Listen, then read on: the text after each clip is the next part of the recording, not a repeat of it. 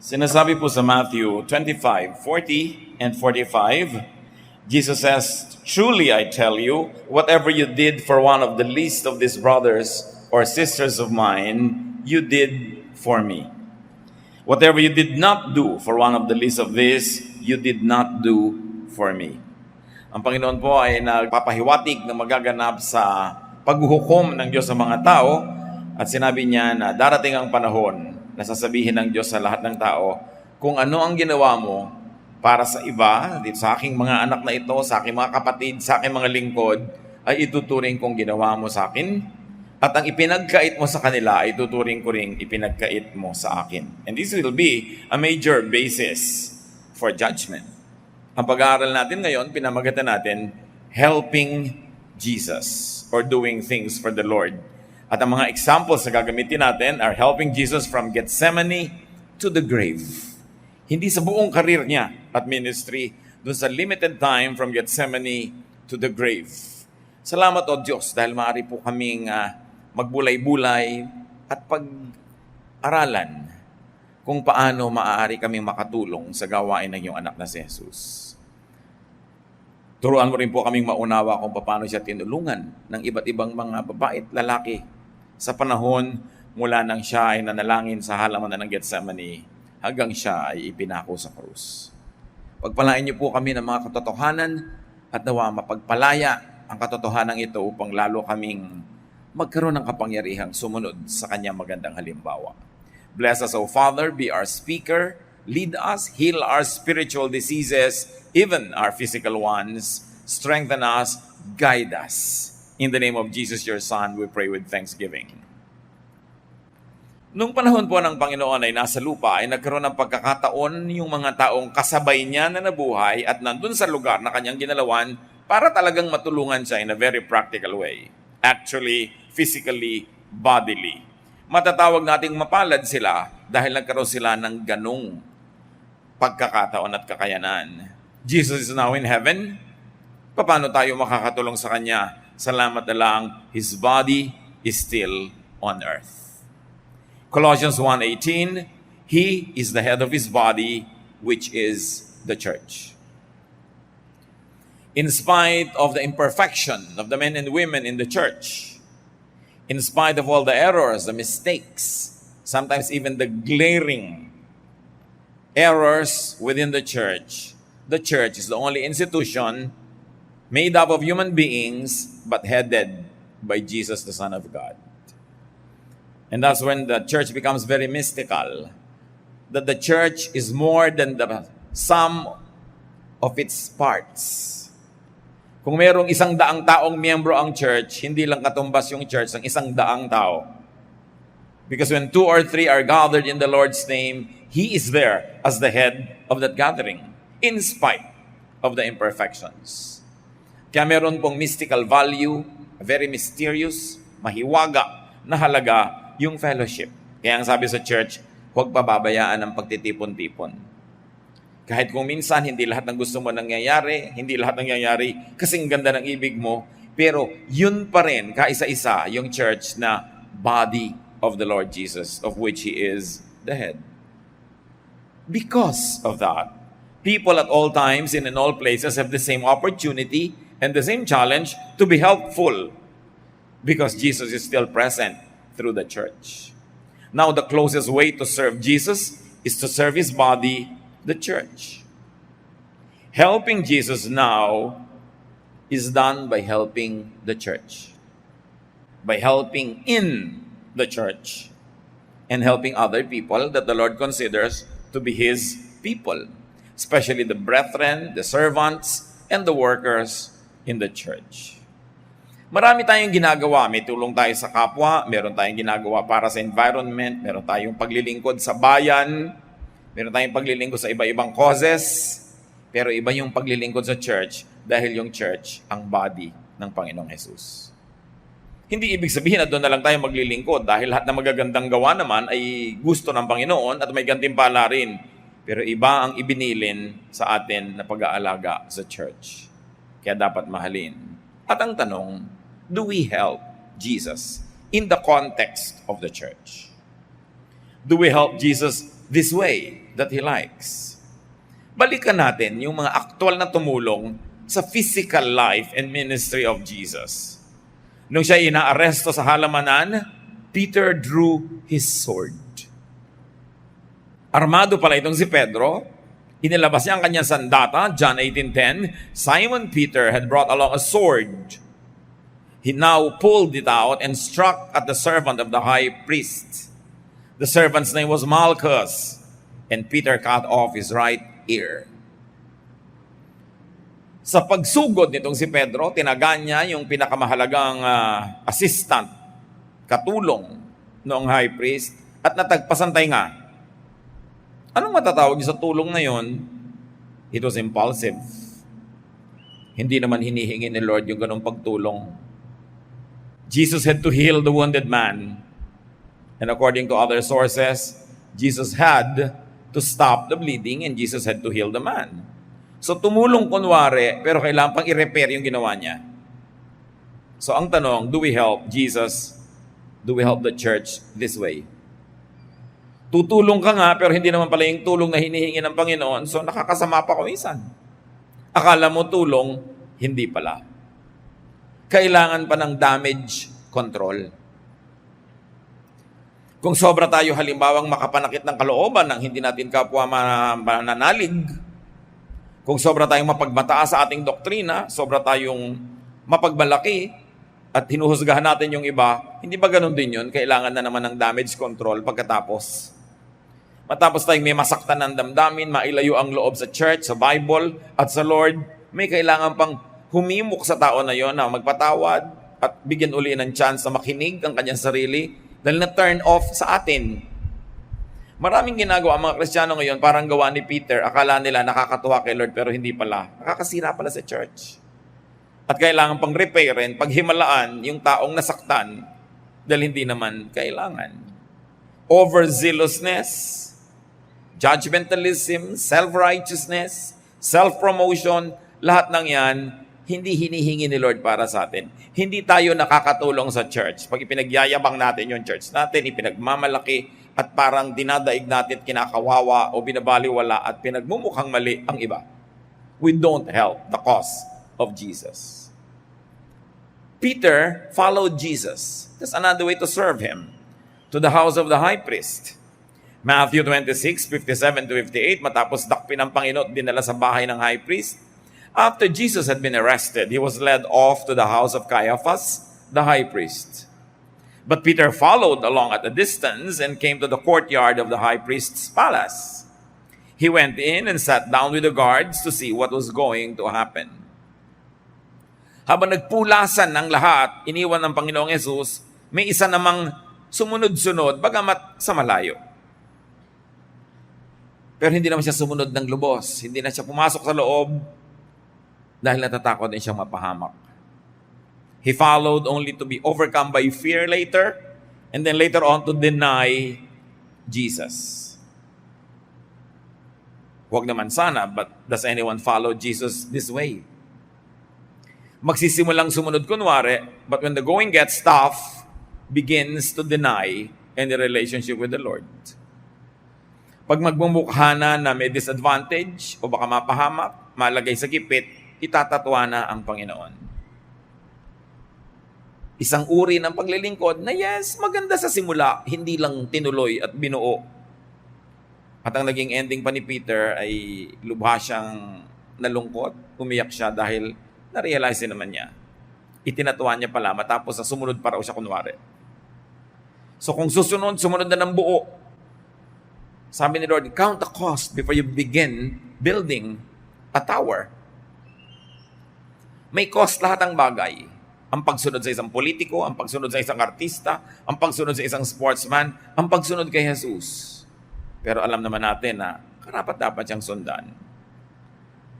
At nahirapan man ang Panginoon sa pinuntahan niya sa house ni Caiaphas, sa crucifixion, sa Golgotha, ginawa naman niya yung para sa atin. Mano ba namang samahan natin siya? Ginawa naman niya yun para sa atin at hindi para sa kanyang sarili. Isa pang tumulong, nagsikap tumulong sa Panginoon si Pilate. Pilate tried to set Jesus free. John 18:38, Pilate went back and said, I don't find this man guilty of anything.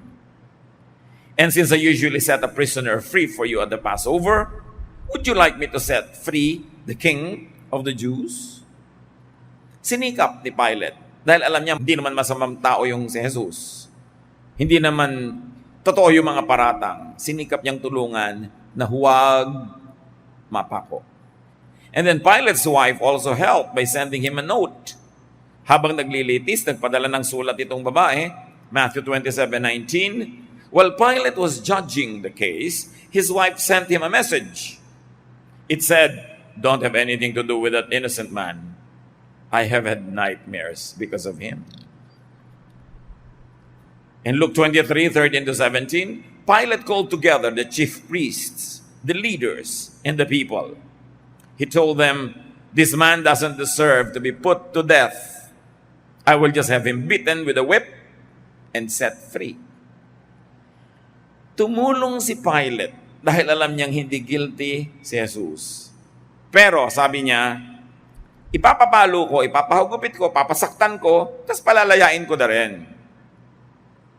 In other words, Pilate knew that Jesus was innocent, but still had him beaten. Anong uri ng pagtulong yun? Kasi, hindi lubos na lubos. Pilate was thinking of doing the right thing to set Jesus free, and at the same time, to save himself from the political trouble that might happen if the people had a riot. So sabi niya, para medyo masyahan kayo, total gusto niyang masaktan siya, sasaktan ko na lang, pero huwag natin patayin. Pero alam niya naman na hindi rin yung naganap. How do we allow those who do not deserve to be hurt to be hurt? Halimbawa, meron tayong isang kapatid, alam naman natin, hindi naman siya masama o hindi siya ganun kasama, pinag-uusapan ng iba. Do you allow that to happen? Or do you make a firm stand and say, don't talk like that about our teacher or about our leader or about our director or about our pastor or about our brother or sister? O hinahayaan na rin natin yung mga taong masyahan sa kanilang mga chismis. Hinahayaan na lang natin masyahan sila sa pag-express ng mga galit nila, bagamat alam nating hindi tama yun. In other words, sometimes you do a Pilate also. Alam natin na hindi naman deserve na masaktan si Jesus, pero sinaktan na rin natin. Alang-alang, para manatili tayong popular doon sa mga taong gustong saktan siya. And don't we sometimes allow many people to hurt, destroy, to talk against other people behind their backs? That's doing a Pilate. Kung minsan, ang pinakamahihirap na mga hidwaan, ang mga pinakamasasakit na mga pangyayari, hindi nangyayari sa mga magkakalaban, kundi sa magkakapatid. Nakita ninyo na ang unang murder sa Bible happened between brothers. Ang mga hidwaan sa unang mga aklat ng Genesis, nung kukunti pa lang ang tao, laging magkapatid ang naglalabanan. Kaya hindi mahirap isipin na hanggang ngayon si Satanas yan ang ginagamit niyang teknik, pinag-aaway-away ang magkakapatid, hindi lang magkakapatid sa laman, kundi magkakapatid sa pananampalataya. Kasi yun ang pagkakapatid na talagang mahalaga sa Panginoon, yung pagkakapatid sa Espiritu. Higit sa pagkakapatid yun sa dugo. So anong ginagawang pandarayan ni Satanas? Pinag-aaway-away, pinagkakagalit ang magkakapatid, so that sometimes the most bitter, the most acrimonious, the most hurting, the most shameful quarrels happen between brothers and sisters in the Lord. Sometimes it happens between or among pastors or between or among congregations na nagsisiraan, kakagagalit. Nauna na yun noon pa. So wag nating hayaan. Let's not do a Pilate. Kung maninindigan tayo para sa totoo, manindigan na ng buo. Huwag kalakalahati. Kung mayroong isang taong hindi dapat pinag-uusapan, hinuhusgahan, kinakawawa, habang nakatalikod, manindigan tayo para sa taong yon, at huwag tayong lagi ng parang kakandidato na gusto natin maging popular. Ang mahalaga, naninindigan tayo para sa tama, sa matuwid, sa mabait, sa mabuti. Mayroon pang tumulong kay Jesus. Of all people, yung mga sundalo, na binigyan ng assignment na siya isamahan hanggang Golgota, at tiyaking mamamatay siya doon. Ipako siya. Soldiers made Simon from Cyrene carry the cross. Luke 32:26. As Jesus was being led away, some soldiers grabbed hold of a man from Cyrene named Simon. He was coming in from the fields, but they put the cross on him and made him carry it behind Jesus. Matapos bugbugin, saktan, sugatan ng mga kawal si Jesus, alam nila sobrang mahina na. Magdamag ang paglilitis, walang pagkain, walang inumin, sobrang pahirap sa espiritu, sa emosyon, sa katawan. So, nung papasanin na yung krus, inilabas na siya mula doon sa bahay na pinaghatulan at dadalhin na doon sa bundok ng Kalbaryo, at least part of that very difficult walk, may bigla silang isang hinablot na taong walang kamalay-malay, nandun lang, galing sa pagtatrabaho sa bukid, at sa kanya ipinabuhat yung krus. At least tinulungan nila si Jesus. They helped Jesus, but made someone else do the work. Tinulungan daw, hindi naman sila yung nagbuhat. Di ba maraming ganyan sa church? Kailangan natin magkaroon ng teacher sa Sunday school. Sister, I volunteer you. Tumutulong, pero hindi sila yung nahihirapan. Ibang mabolunteer ng iba. Naku, kailangan nating bumili ng sound system. Sister, di ba mayaman ka? Mag-donate ka. Kunwari may conviction to be helpful, pero iba yung i-assign. Well, you can understand the Roman soldiers because their task was to keep the peace. Hindi nila pwedeng bitawan ang kanilang armas. So, understandable, hindi nila pwedeng buhatin yung krus. Katulad kung may mga halimbawa, mga people who are being protected by their bodyguards, be they personages that are in danger from political enemies or just in danger from crazy people who like to harm them sometimes, hindi ka pwede makikipag-picture doon sa celebrity pagkatapos yung bodyguard niya pakukuhanin mo ng picture. Hindi ka pagbibigyan. Sabi mo pa, ang suplado naman ng bodyguard, nagpapakuha lang ko, ayaw pang pukuha. Hindi nila trabahong kumuha ng picture kasi ang trabaho nila, bantayan yung kanilang binabantayan. Kaya dapat inuunawa yon. So we can understand these soldiers na gusto nilang tulungan si Jesus pero hindi sila yung tumulong. Pero hindi tayo yung mga soldiers na yan. Tayo ngayon ay mga taga-church. Pag meron bang dapat gawin, ikaw mismo yung gumagawa o hinahayaan mo na lang iba ang gumawa? Nagmamaang-maangan ka na lang ba? Bahala na lang sila. Tapos ikaw pa yung magkikriticize kumisan. It can happen. It's amazing how we can unearth a lot of lessons just from the people who helped Jesus. Because right now, people are still helping Jesus when they help the church. When they help in the context of the ministers of the church. And yet, the same types of helping are still alive. Now, another person, of course, who helped Jesus was Simon. Simon from Cyrene carried the cross for Jesus. At kuminsan nangyayari sa atin yan. Tayo talaga ang nagpapasan nung pasanin ni Jesus. Can you imagine this man was named? And even the place where he came from was named. And from eternity to eternity, he is remembered. Not because he is the Savior. Not because he died on the cross and lived again. But because even for just a moment, even for just a few steps, he carried the cross for Jesus. Surely we can do the same. Pagka yung mga gustong mahalin ni Jesus ay minahal natin, yung mga gusto niyang patawarin ay pinatawad natin, yung gusto niyang turuan ay tinuruan natin, yung gusto niyang bigyan ng pag-asa ay binigyan natin ng pag-asa, yung gusto niyang tanggapin dahil outcast ay tinanggap natin. Aren't we carrying the cross of Jesus? So sa halip na gumawa kayo ng physical cross at pasanin niyo sa mga lansangan, walang value yon. Dahil hindi na kailangang ulitin yun eh. Pero ang value nandun sa spiritual na application nun. That when you do the work of Jesus to the point of suffering for it, to the point of carrying a heavy load because it is a duty that you must do in the name of Jesus, may kahalong sakripisyo, may kahalong paghihirap, yun ang ginawa ni Simon of Cyrene. Matthew 27:32, on the way they met a man from Cyrene named Simon, and they forced him to carry Jesus' cross. Siya pa nga pinilit lang, pero mas maganda kung tayo, hindi na kailangan pilitin. Nagbo-volunteer ka. Sabi ni Lord, whatever you do to the least of this, you do for me. Eh di lalo na kung if you do it for His body, the church. How are we like Simon?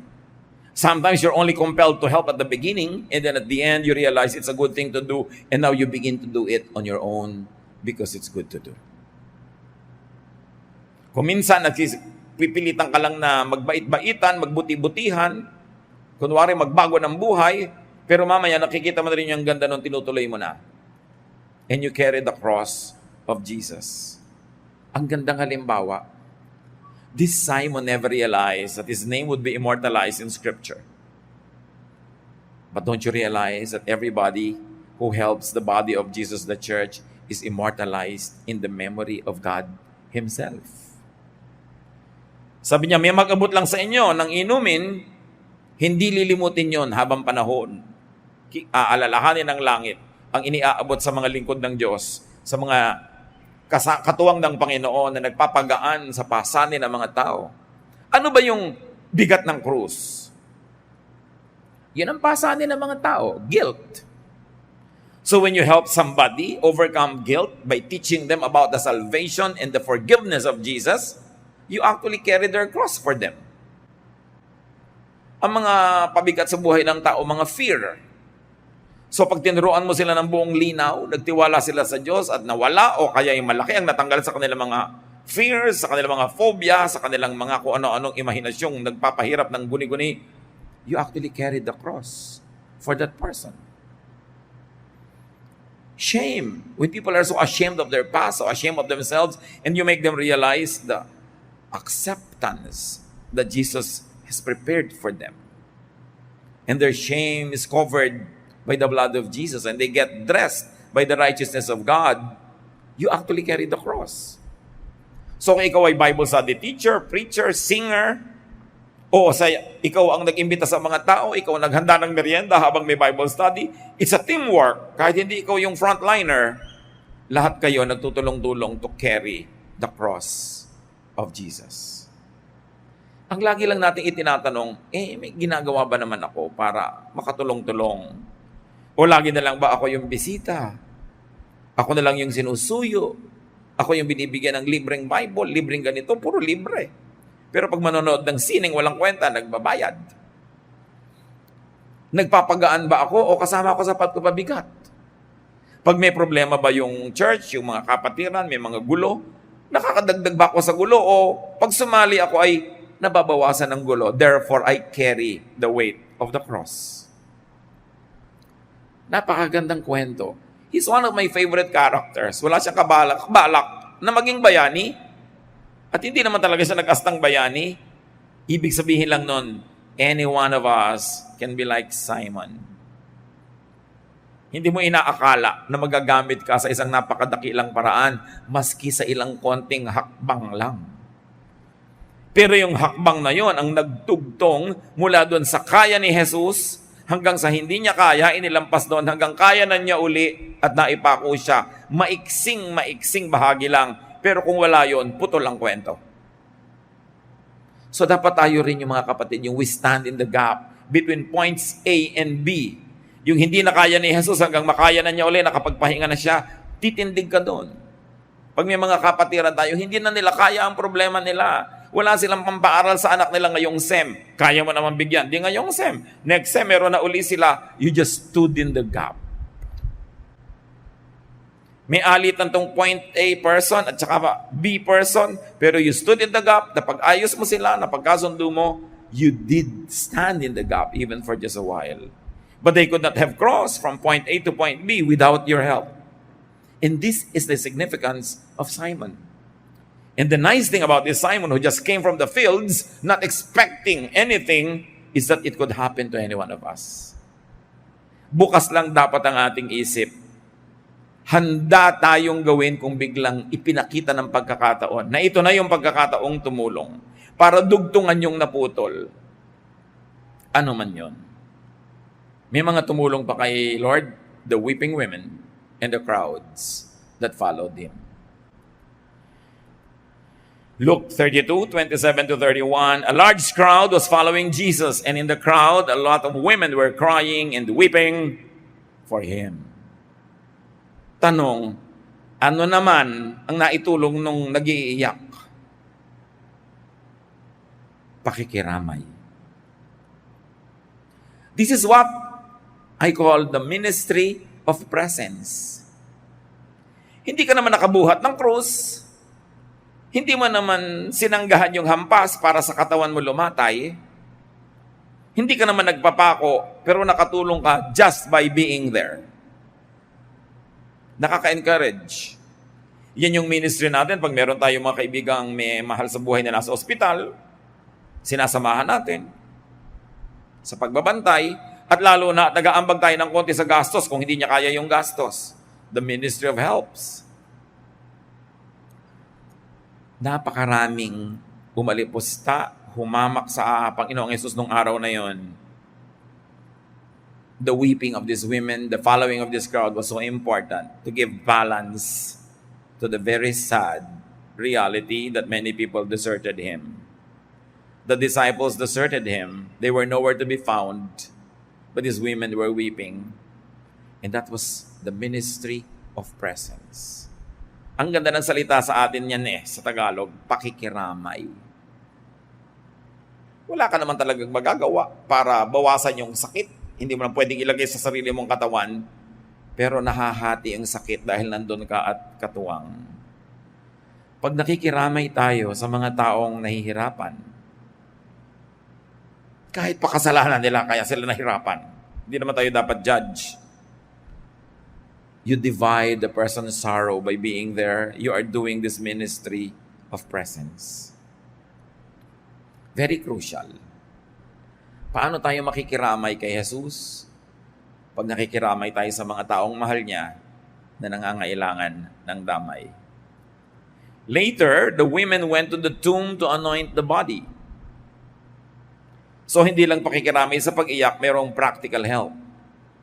Dadala nila ng mga spices para linisin yung katawan na hindi na asikasong linisin dahil nung inilibing ay nagmamadali dahil gabi na ng Sabat, hindi na pwede magtrabaho. Luke 23:55-56. The women who had come with Jesus from Galilee followed Joseph and watched how Jesus' body was placed in the tomb. That was Joseph of Arimathea. Then they went to prepare some sweet-smelling spices for his burial. Inalam ng mga babaeng ito kung saan nailibing si Jesus para matapos ang Sabat ay pwede na nilang dalhan ng mga spices na ayon sa kanilang kaugalian ng paglilibing. Para mga kapatid ni Jose Rizal, na nung si Rizal ay binaril sa Bagong Bayan, hindi ginamit ng mga Kastila yung ataul na ipinadala ng pamilya ni Rizal. Hindi nila sinabi kung saan ililibing at basta na lang nila inihulog sa isang hukay na walang marka, nothing. Ayaw nilang malaman kung saan inilibing si Rizal. At ang mga kapatid ni Jose Rizal, sinuyod ang lahat ng libingan para malaman nila kung saan nilibing. At nalaman nila.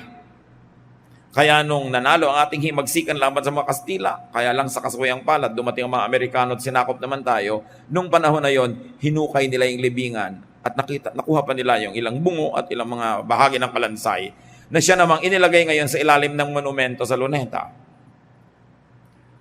Women, brave enough to look for the graves where very unpopular heroes of their time were buried. Matitibay ang mga loob, maganda ang mga ministry ng kababaihan.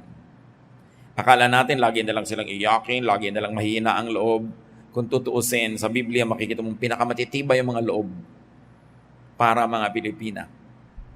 May ministry ang women, lalong-lalo kung titigilan ng ministry of chismis.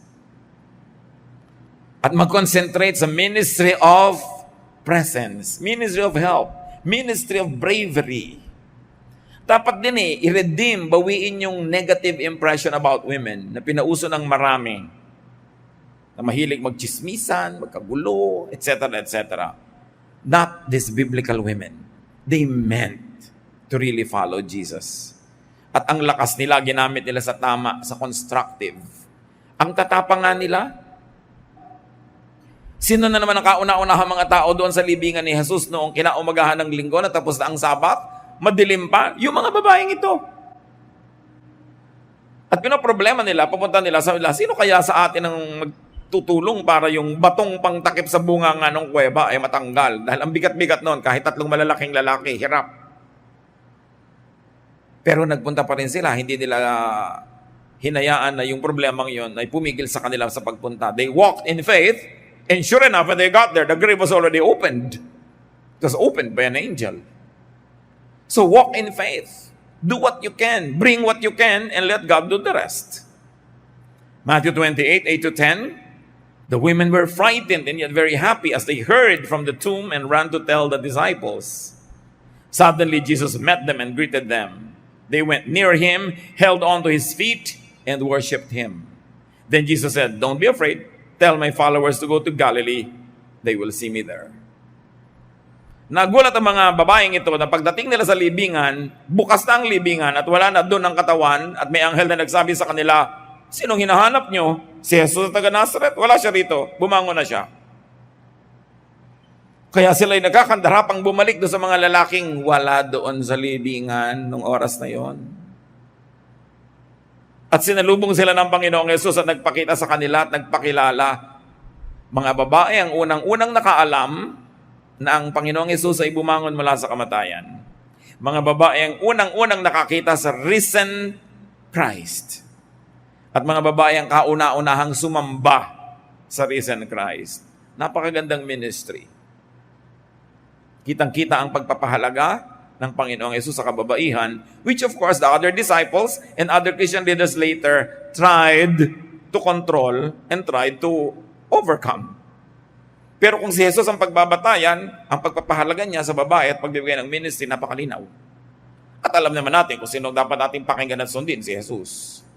Everyone else in the Bible was just human, but Jesus is divine, the Son of God. And you get the cue from Jesus to give important ministries to women.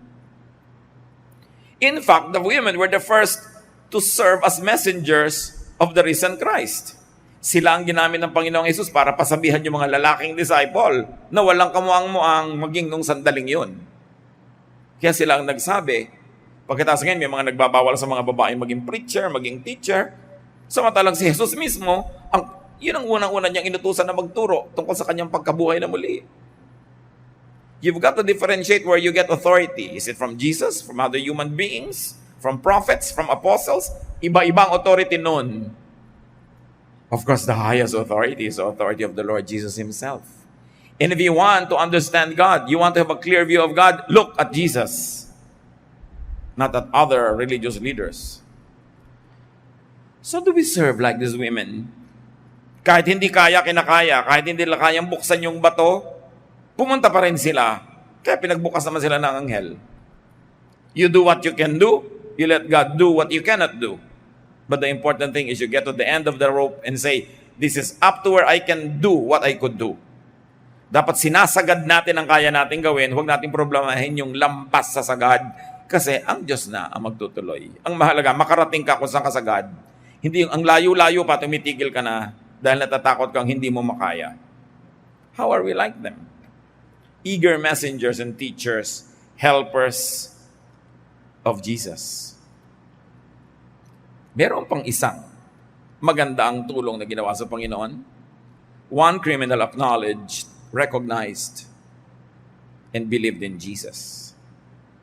Luke 23:40-43. But the other criminal told the first one off, "Don't you fear God? Aren't you getting the same punishment as this man? We got what was coming to us, but he didn't do anything wrong." Then he said to Jesus, "Remember me when you come into power." So yung isang kapwa niya kriminal, nangangantyaw pa kay Jesus. Nagsasalita pa ng pangit at masakit. At sabi niya, hindi ka ba natatakot sa Diyos? Alam naman natin, tayong dalawa, deserve natin to. Pero si Jesus, He doesn't deserve this. How do we become like Him? That we acknowledge Jesus even in front of people who don't want to acknowledge Him? To correct their mistakes and malicious words about Jesus? And then to openly accept Jesus in front of those who don't believe in Him. That was a help in the ministry of Jesus. Sa harap mismo ng lahat ng nandun na nagkakaisa-isa para hiyain si Jesus, this criminal on the cross acknowledged his faith in Jesus and even rebuked his fellow criminal who was saying bad things about Jesus. Do we just keep quiet when truth is being assaulted?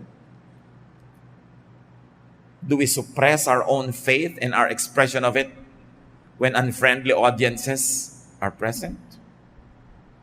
This man was very good. That's why up to now, we're talking about him. Ginawa niya ang tama. Bihira lang sa buhay ng isang tao na meron siyang napakalinaw na pagpili na pwedeng gawin kung pipili siya ng tama o mali. Huwag nating aaksayahin yung ating pagkakataon kung dumating ito. When you are presented with the rare opportunity to stand up for what is right, do not waste that opportunity. And then there was another man who tried to help Jesus. In fact, he was very helpful. A man who tried to give Jesus some anesthesia. Alam niyo yung mga pinapako, sobrang hirap yan. So bilang charity, gesture of humanitarian concern, may mga mumurahing alak na hinahaluan nila ng mga sari-saring abdo ng hayop, kung ano-ano mga timpla, para pagka pumasok sa iyong bibig na inom mo, mabangag ka, malasing, at hindi mo naman sobrang maramdaman yung sakit. Mark 15:23, there they gave him some wine mixed with a drug to ease the pain, but he refused to drink it. May isang nagmagandang loob, sinikap niyang painumin si Jesus nung alak na may ano-anong timpla para siya malasing at huwag na niyang lubos na maramdaman. Pagkamat tinanggihan ni Jesus, kasi buong puso at buong gising niyang tinanggap ang kaparusahan na para sa ating lahat. Pero it's still a good gesture. This is the ministry of comfort. This man was trying to comfort Jesus.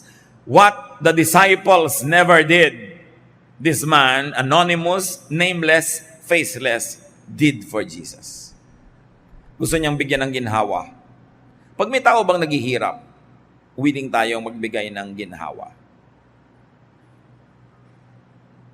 Kaya pagka halimbawa may nababalitaan tayong meron palang cancer, si gano'n nakilala natin o mahal sa buhay ng kilala natin, ang una nating itinatanong, lalo't pagka sinabing terminal case, how is the pain management? Is there enough funds para kung kailangan ng morphine, mag-morphine? Kung kailangan ng pampatulog, para wag nang maramdaman. Kung sakaling hindi maiiwasan, nang babawian ng buhay dahil sa napakatalamak na sakit. Kung sakaling hindi maiiwasan na mabawian ng buhay si Jesus dahil sa talamak na parusang binibigay sa kanya, at least bigyan mo ng pampamanhid. This is the ministry of comfort at work. At lagi kong hinihimo ka mga kapatid natin, lalo may mga kakayahan naman, may kakilala ka na may sakit, na sobrang nagdurusa sa sakit at walang ikaya sa gastos, mag-donate ka kahit isang shot ng painkiller, isang shot ng morphine, kung yan ang sinabi ng doktor na dapat at kailangan. Kahit hindi mo kayang suplayan ng lahat ng araw yon, isa lang, makadugtong ka lang. May isang magbibigay uli, may isa nagkakadugtong-dugtong. Bihira naman sa atin yung kayang tumulong ng buong-buo mula simula hanggang dulo. Pero pwede tayong mag-donate ng konti. At pag pinagsasama-sama natin yon, inuulit natin ang ginawa ng taong ito kay Jesus. At sabi ni Lord, pag ginawa nyo yan para sa mga kawawang ito, sa aking mga anak, ituturing kong ginawa nyo para sa akin. Well-meaning, although refused by the Lord, because he had another reason to refuse it, not because the help was not good. And then finally, the Lord accepted another drink. When the Lord was about to die already, a man gave a drink to Jesus. And he accepted it.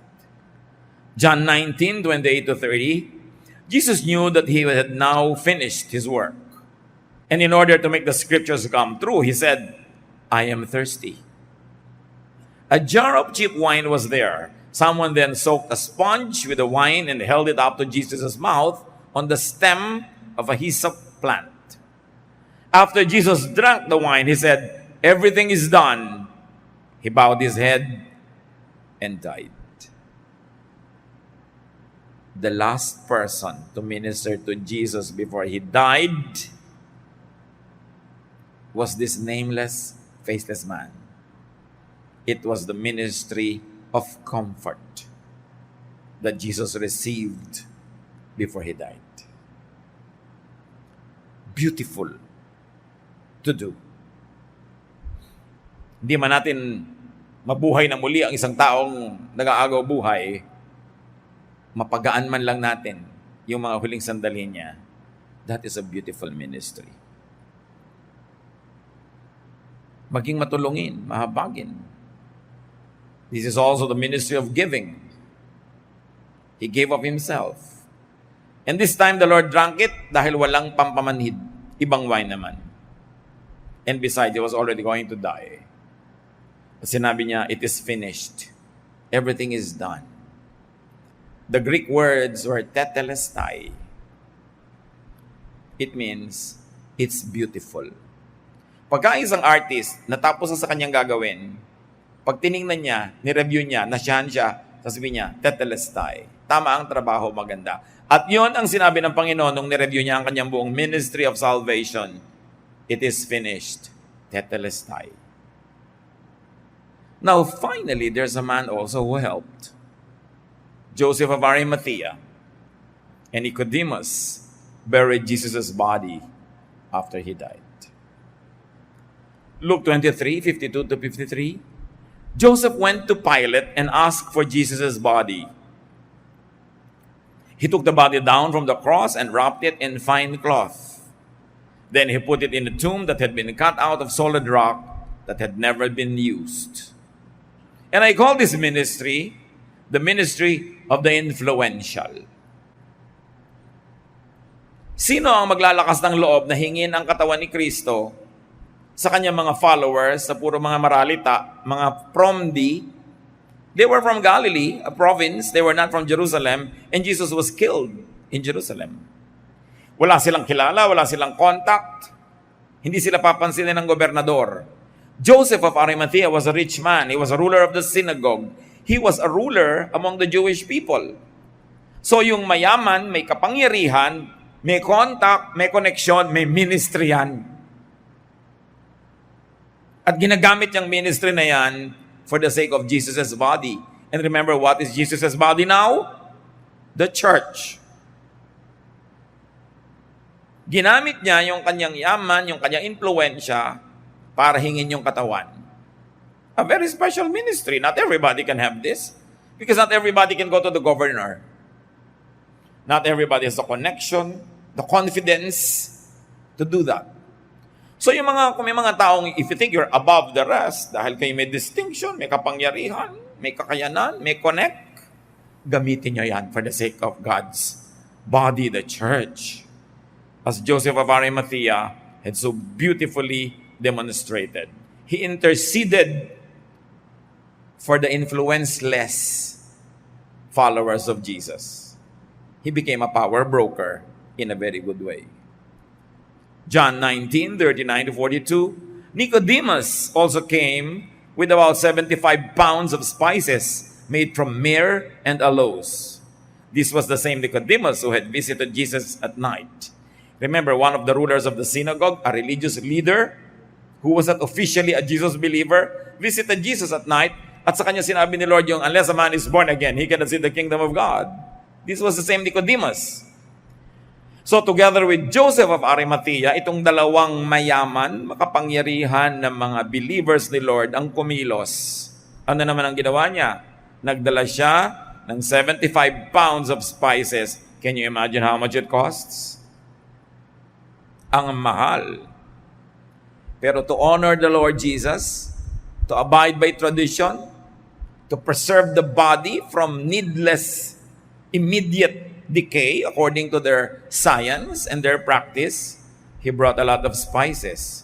This is what you call the ministry of the rich. To whom much is given, much is required. Maraming ibinigay sa si Lord na blessing, di marami ring hinahanap sa iyo. Alam naman magbigay ka ng kasing konti nung maralita, hindi ka naman maralita. Hindi bagay. Meron talagang ang ministry, kaya siya pinayaman, para magbigay siya ng marami. Pero hindi naman dapat yung mga hindi mayaman, mayaman nila magbigay. Lahat kasi may ministry na isa-isa na natin, ano? Ang mga ministry na ito, even the widow gave her walang kakwenta-kwentang coin, and Jesus said she gave the most. Walang exempted sa paglilingkod sa body ni Lord. Why? Because He served us first. Kung gusto mong ma-exempt ka sa paglilingkod, magpa-exempt ka na rin sa salvation. Go to hell. But if you don't want to go to hell for your sins, if you want to have a Savior, then be a part of the family and do your household chore.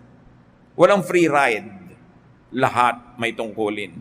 Walang audience, walang performer, lahat pare-parehong naglilingkod. The ministry of giving, beautifully demonstrated by Nicodemus. Now, Joseph of Arimathea is the one believed to have owned the tomb. Bagong libingan.